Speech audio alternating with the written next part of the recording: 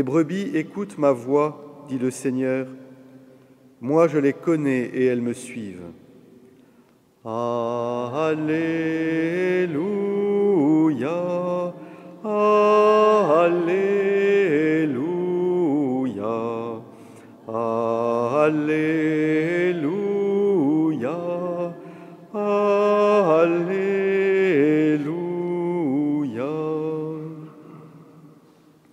Le Seigneur soit avec vous. Évangile de Jésus-Christ selon saint Luc. En ce temps-là, entré dans le temple, Jésus se mit à en expulser les vendeurs. Il leur déclarait : « Il est écrit, ma maison sera une maison de prière. Or vous, vous en avez fait une caverne de bandits. » Et il était là chaque jour dans le temple pour enseigner. Les grands prêtres et les scribes, ainsi que les notables, cherchaient à le faire mourir.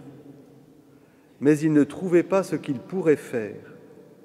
En effet, le peuple tout entier, suspendu à ses lèvres, l'écoutait. Acclamons la parole de Dieu.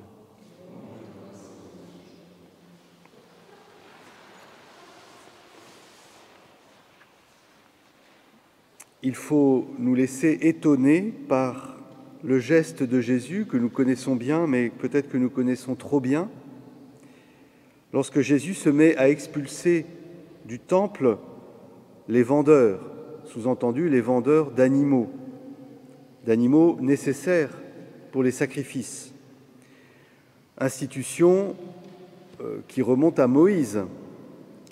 Toute l'économie sacrificielle de l'Ancien Testament est instituée par Dieu à travers Moïse. Et donc si Jésus se met à expulser les marchands d'animaux, et nous dit d'ailleurs les autres évangélistes, les animaux eux-mêmes, c'est pas tout d'un coup que Jésus s'est mis en colère, qu'il est contre le capitalisme. Il est contre le capitalisme, mais c'est pas de ça dont il s'agit ici. Enfin, pas directement.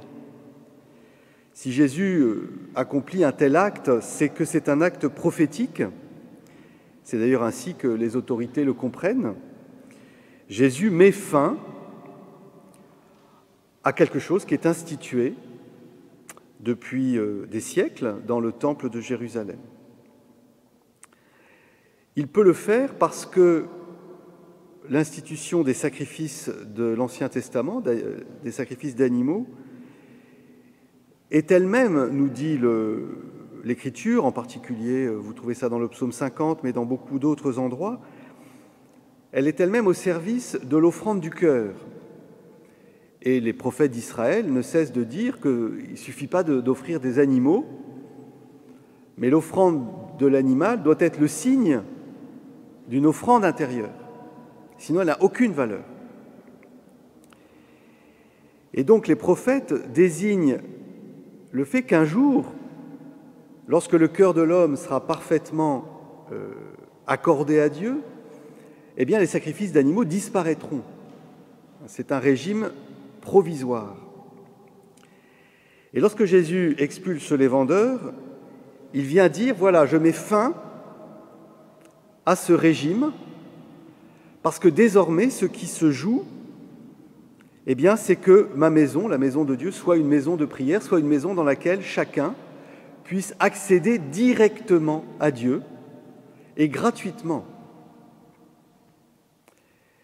Et c'est exactement cela que fait Jésus, et ainsi il nous libère ou nous protège d'une compréhension de notre relation à Dieu qui serait sous le mode marchand, sous le mode d'un échange, qu'est la tentation païenne et dans laquelle nous retombons assez aisément.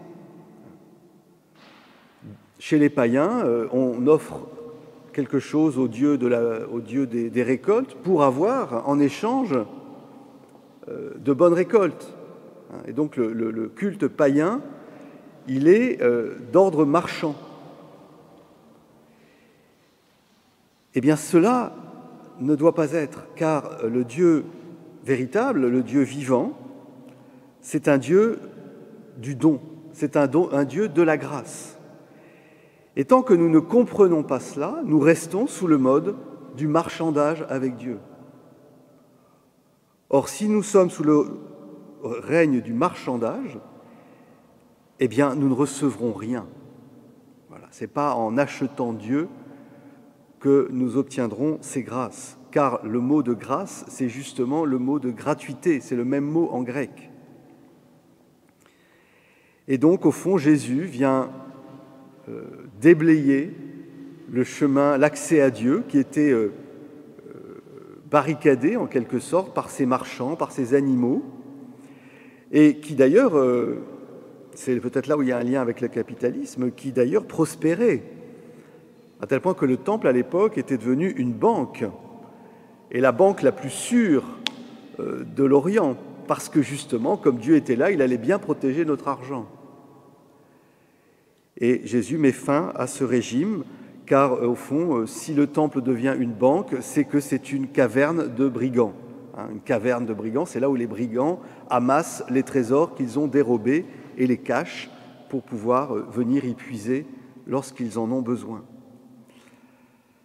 Alors cet événement, cet acte du Christ extrêmement fort, eh bien, il continue aujourd'hui. Nous avons besoin d'entrer dans une relation à Dieu qui soit une relation de gratuité, une relation finalement filiale, de comprendre que Dieu est notre Père et que nous n'avons pas besoin de multiplier les offrandes. Ce que Dieu attend de nous, c'est l'offrande d'un cœur pur. Amen.